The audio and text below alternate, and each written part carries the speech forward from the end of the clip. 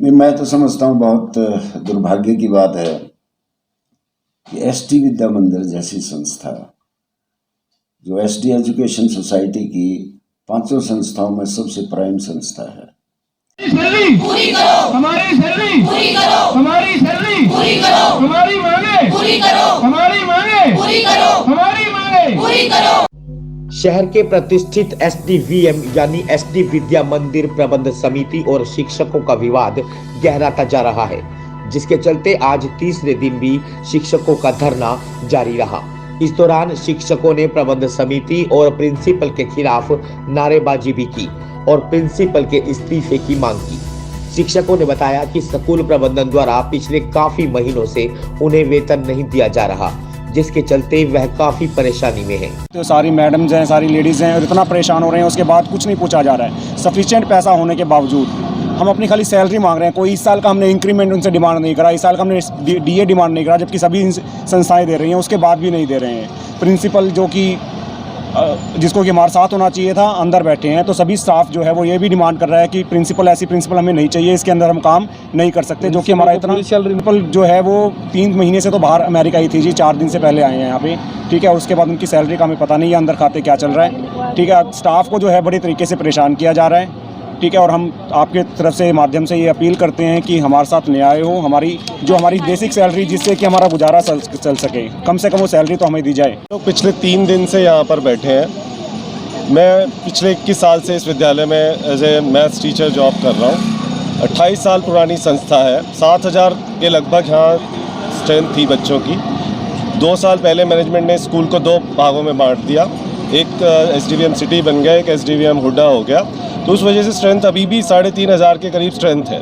बहुत amount fund है, 28 सालों से कमा करके टीचर्स दे रहे हैं और जमा हो रहा है। यहाँ पर कंस्ट्रक्शन हमेशा चलती रहती है, कभी किसी चीज़ की कोई कमी नहीं थी। कोविड आया तो कोविड के बाद हमें कहा गया कि हमारे पास फंड्स नहीं है, फीस आएगी बच्चों की तो हम आपको सैलरीज देंगे। तो हमने कहा जी ठीक है। हमें अप्रैल में सैलरी नहीं दी गई, मई के एंड में हमसे लिखवाया गया कि हम स्कूल मैनेजमेंट के साथ हैं, जितनी सैलरी आप दोगे आपको एक्सेप्ट करनी होगी। We accepted 50% salary. They asked us in writing that you have to give us in writing that you are with school. Some other language was there, but we just wrote a line that we are with school at that time of pandemic, and they started giving us 50% salary. शिक्षकों का कहना था कि management द्वारा लगातार तानाशाही रवैया अपनाया जा रहा है। बच्चों के अभिभावकों से पूरी फीस वसूली जा रही है, लेकिन शिक्षकों को आधी अधूरी सैलरी दी जा रही है। साथ ही उनसे संतुष्टि पत्र पर साइन भी करवाए जा रहे हैं। बंधन है वो बार बार शिकायत कर रहा है कि अभिभावक फीस नहीं दे रहे। आप अभिभावकों से पूछ सकते हैं कि उन्होंने फीस दी है यहाँ पे। और टीचरों को नवंबर से आज तक सैलरी नहीं दे रहे। अप्रैल 2020 से अपनी मर्जी के अनुसार कभी 40%, किसी महीने में दी नहीं, कभी कुछ। और जिस हिसाब से वो शोषण करते हैं, एक लीव एप्लीकेशन के, एक लीव लेने के लिए एक टीचर को इतना तड़पाते हैं यहाँ पे, मैं बता नहीं सकती आपको। ये डरे हुए हैं, ये इसलिए सोचते हैं कि टीचरों के हाथ काट दो।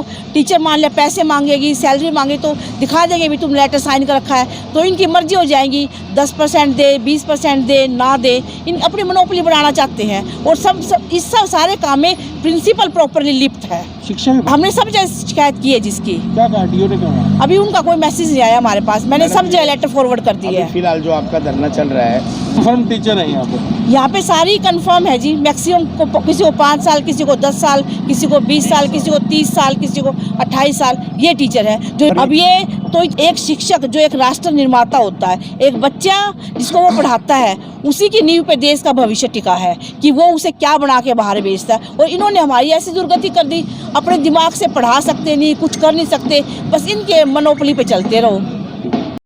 वहीं इस सारे मामले में पूर्व चेयरमैन और सुप्रसिद्ध उद्योगपति रामनिवास गुप्ता का कहना है कि स्कूल में जो चल रहा है वह दुर्भाग्यपूर्ण है। शिक्षकों ने मेहनत कर स्कूल को ऊंचे मुकाम पर पहुंचाया है, लेकिन प्रबंध समिति उन्हें ही वेतन नहीं दे रही, जो उनके साथ अन्याय है। नहीं, मैं तो समझता हूँ बहुत दुर्भाग्य की बात है कि एसटी विद्या मंदिर जैसी संस्था, जो एसटी एजुकेशन सोसाइटी की 500 संस्थाओं में सबसे प्राइम संस्था है। 1992 में हमने इसको शुरू किया। और सबको शहर में पता है कि सोसाइटी से भी कोई फाइनेंशियल बैकअप नहीं लिया और स्कूल अपने पैरों पर खुद खड़ा हुआ। और चंद दिनों में, कुछ ही सालों में ये हरियाणा के टॉप मोस्ट स्कूलों में से एक हो गया।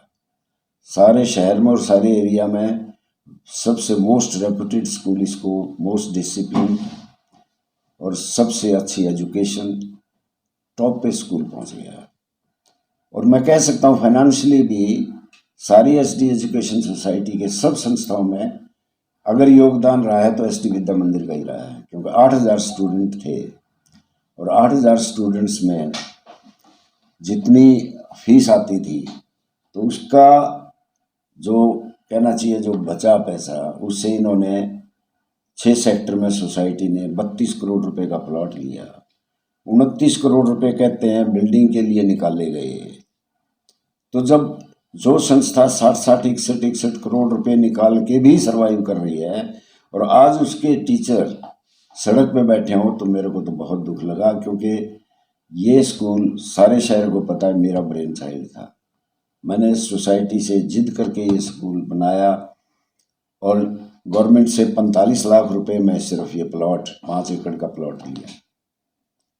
और आज ये हालात उन टीचर्स ने जिनकी मेहनत से इस स्कूल का नाम हुआ, क्योंकि कोई भी संस्था मैनेजमेंट या बिल्डिंगों के भरोसे नहीं चलती।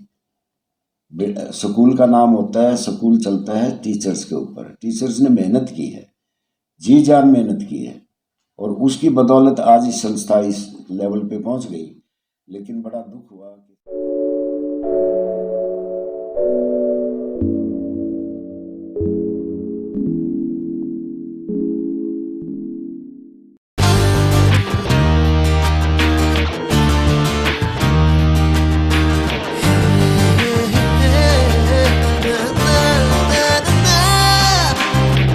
Add colors to your learning, life will be shining.